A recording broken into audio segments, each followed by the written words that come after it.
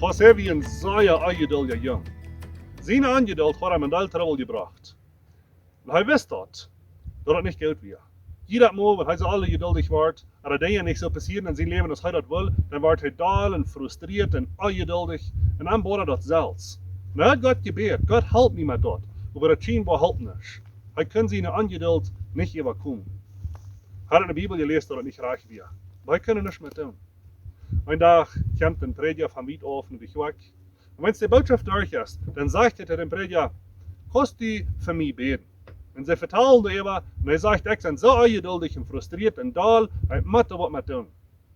Wenn der Prediger anfängt zu beten, dann sagt er, oder betet zu Gott, Gott, schick schwere Tiden in diesen Jungen sein Leben an, lass ihm Verfolgung leiden, Versuchungen leiden, schwere Tiden haben im Leben.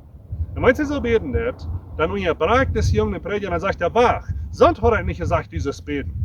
Ich will haben dieses für Geduld beten, nicht für Tod. Und der Prediger sagt, in Jakobus Kapitel 1, Vers 3, du sagst dort, wenn wir leiden, wenn wir Versuchungen leiden, wenn wir Verfolgung leiden, dort wenn er an die Geduld lehrt zu wachsen. Dort wenn er an die Geduld vorwärts kommt und geraten wird. Du liebst uns selbst die Kontrolle. Du liebst geduldig zu sein.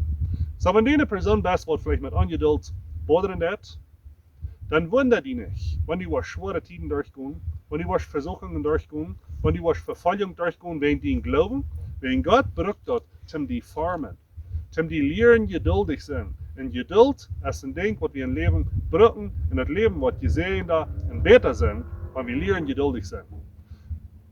So wenn wir die Dinge, was schwer sind in uns Leben, lehren dankbar für zu sein, lehren unternehmen und lehren Recht zu brauchen, wenn Gott kann dort brauchen, zu mir lehren geduldig sein. Und da wird ein Sehen sein, da wird für mich nicht gut sein, für das Leben lang.